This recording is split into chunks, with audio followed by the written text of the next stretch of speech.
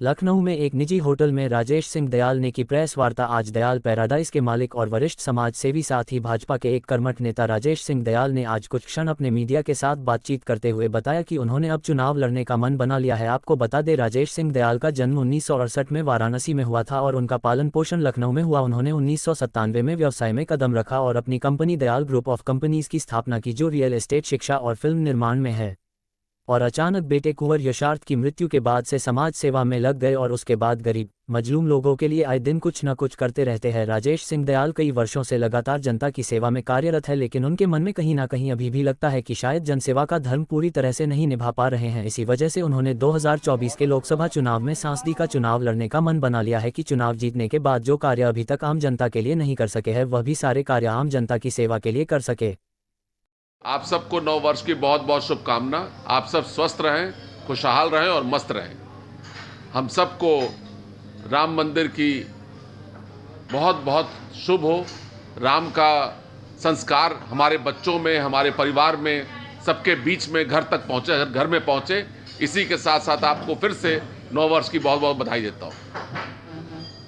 दयाल साहब, आप बहुत बड़े बिजनेसमैन भी हैं और बहुत बड़े समाज सेवी भी हैं, लेकिन जो जानकारी मिल रही कि इस बार आप चुनाव की तैयारी कर रहे हैं, कैसे चुनाव में आने के लिए आपने सोचा कि जनता की सेवा तो आप ऑलरेडी कर रहे हैं, लेकिन अब चुनाव में आने के लिए और किस तरीके से आपने सोच इस तरह बनाई जबकि चुनाव लड़े? नहीं, लोकतंत्र में देश के हर नागरिक को चुनाव लड़ने का अधिकार है और जो समाज सेवा है उसका चरम जो है हमारे ख्याल से राजनीति है, चुनाव ही है।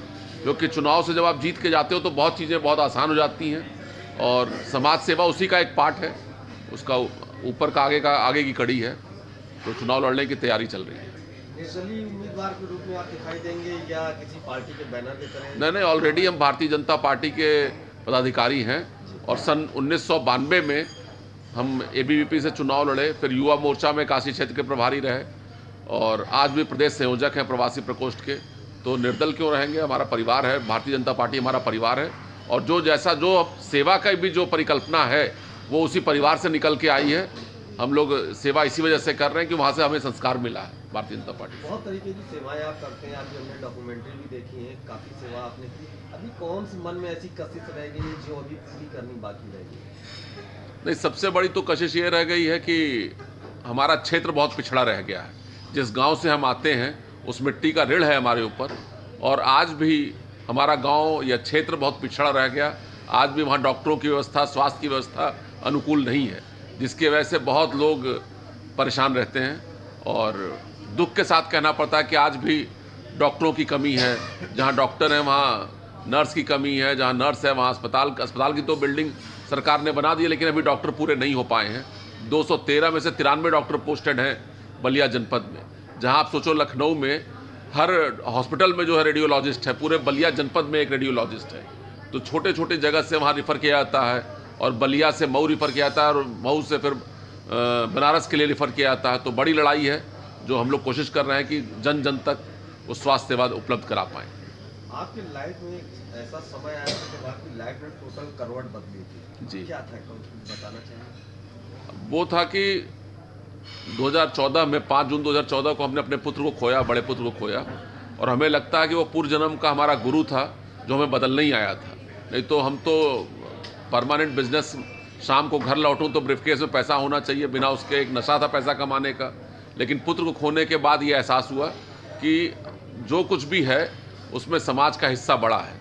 तो अपने समाज को देने की कोशिश कर रहा हूँ। विद्यालय चलाता हूँ, कुंवर्स ग्लोबल स्कूल, आप सबको मालूम होगा, और शहर का हमें लगता है कि पहला चैरिटेबल विद्यालय है जहाँ से कोई 10 रुपये भी निकाल के ला नहीं सकता। और कोविड में भी जिस तरह से कुंवर ग्लोबल स्कूल ने अपना फीस माफ़ किया, ट्रांसपोर्ट माफ़ किया पेरेंट्स के लिए, तो हर समय कोशिश करता हूँ। ब्लाइंड एसोसिएशन में अध्यक्ष होने के नाते तमाम जो हमारे दृष्टिबाधित बच्चे हैं उनके लिए काम करता हूँ, तो अच्छा लगता है काम करना। सलेमपुर की जनता को लेकर लगातार आप सक्रिय हैं, क्या कुछ कमी आपको दिख रही है सलेमपुर में जिसे आप दूर करने का प्रयास कर रहे हैं? सबसे बड़ा कमी तो स्वास्थ्य है। स्वास्थ्य, आपको बताया कि स्वास्थ्य की बड़ी कमी है। दूसरा जो है पलायन है, जो हमारे युवा हैं वहाँ पर कोई रोजगार नहीं है। जहाँ आज प्रति व्यक्ति आय नोएडा की 75 से 80 हज़ार रुपये है प्रति वर्ष, वहाँ जो है हमारे यहाँ सलेमपुर में 8 से 9 हज़ार रुपये है।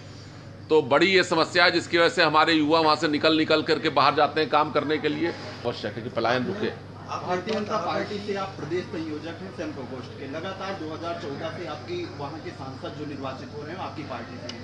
ऐसी फिर भी क्या कमी रह गई है जो नहीं कर पा रहे हैं? देखिए, हमें लगता है कि कहीं ना कहीं सांसद की भी कोई ऐसी कमी नहीं, लेकिन हमें लगता है कि जो योग्यता है उसके ऊपर अगर हम लोग जाति को प्रश्रय देंगे तो कहीं ना कहीं क्षेत्र पिछड़ा रह जाता है। हमको अपने सांसद कितना शिक्षित होना चाहिए, कितना बिजनेस मतलब ला सके, वहाँ पर अनुभवी होना चाहिए, वोकल होना चाहिए, जो अपने क्षेत्र की समस्याओं को ऊपर तक ले जाए।